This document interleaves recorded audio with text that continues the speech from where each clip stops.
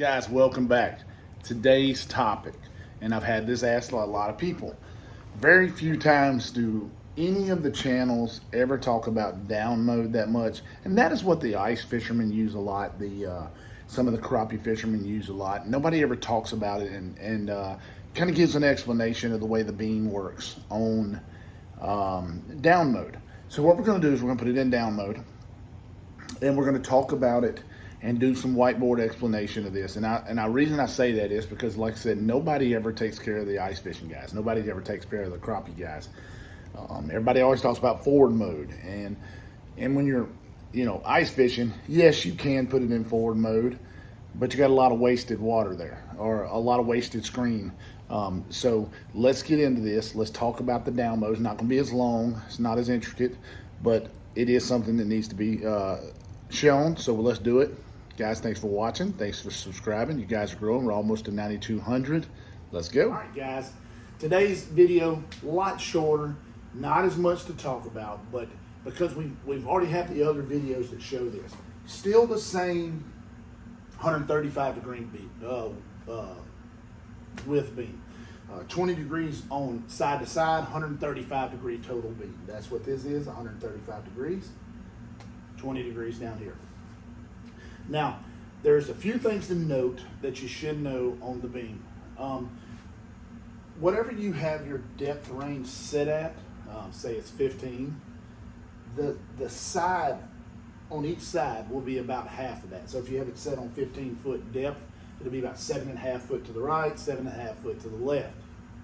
Now, this there's two things the reason that's important to note. That's going to cause a little bit of distortion. It really blows it out. So what I like to do is I like to take my depth and add about 10 feet. If I'm in 10-foot water, I may even double it to 20 feet, which is still adding 10 feet. And that does a couple things. The transducer is a chirp style transducer, meaning it gives just enough power for the depth that you have it set for. So if I have it set for 15 foot of water, it will give you 15 foot of water of power. I don't know all the technicalities of that, but that's pretty much how it works. So what I like to do is fool my transducer into thinking I'm in deeper water.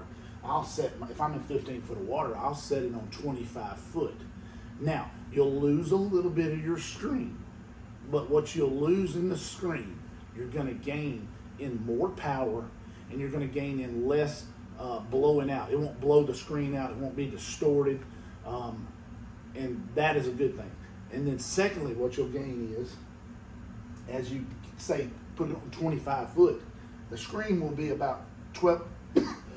I might edit that out. It will be about 12.5 foot on each side of zero. So you're going to take your screen and you're going to move it down just a little bit. It's going to give you a little bit clearer picture. And because what it'll do is it'll take any of the noise that's in the water, kind of shrinks it up a little bit. Because when you have it set at 15 foot, it's only 7.5 foot. So any little thing in the water is going to look distorted and blown out. So by putting it on about 25 to 30 or about double the depth, you'll take your noise, whatever those returns are, and they'll get a little smaller on the screen. Therefore, the screen will get cleaner. And I know that sounds a little bit weird, but I'll give you a good example here. Let's say that a return is showing up at about that size, set at 15 foot. If you put it at 25 foot, that same return will be about that size. Now that right there is going to clean up your screen. It doesn't clean it up in reality, but what it'll do is it'll clean it up for your eyes. It'll make the screen less busy, and that is going to give you a better picture. And then secondly, with more power, it'll blow through some of those smaller returns. And so this return right here will probably be more like that. So there's multiple advantages to setting your depth a little bit deeper. So if I'm at 15, I'll put it 25 to 30. Gives you a larger screen in terms of that. Gives you more power from the chirp transducer. And it's going to clean up your screen a little bit more. Now, one more thing we're going to note is this 135 degree beam is this shape from here to here. is this shape all the way. So if you're in 15 foot of water, the beam is at the very bottom, down here, ain't but about 4.5, 5 foot wide. That seems like a lot, but it's only about that much. So if you get your jig off center very much at all, you're gonna have problems seeing your jig. Because remember, the outside edges of this beam are gonna be your weakest return. So you're only left with about 3 foot of usable, in 15 foot of water, only about 3 foot of usable beam. So it's very, very important to make sure on an ice type situation that you make sure your transducer, you have a good lineup up top, a reference line to say of your transducer. That way you're perfectly in line, because it is very small down this way, which is this right here. Very, very small. That's important to know.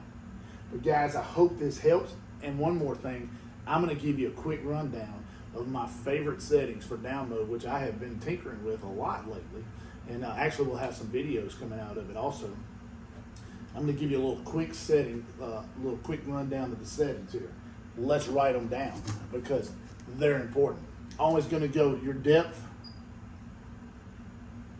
at least plus 10 over the actual depth. And we talked about that. All right. TVG, I'm going to put it on low. I'm going to have my noise low or off.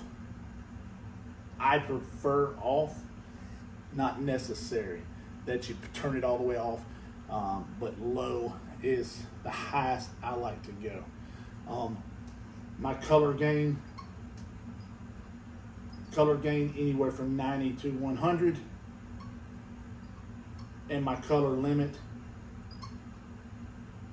turn that crap off, 0. And I know you're going to ask about the ghost tree. Some people like it. I think that's a personal preference. I don't. I like it off. So there's my settings for this. There was I think was a pretty good explanation of down, and how also I like to set my down mode up. Guys, thanks for watching. Thanks for subscribing. I got to run out and get the little guru baby. She's probably missing her daddy, and I'm missing her. So guys, got some great videos coming this weekend. I've been working graveyard, so I didn't get to film a lot of the, do a lot of real filming, but I have got some great videos, great ideas coming. Thanks for watching. Thanks for subscribing. And ring the bell.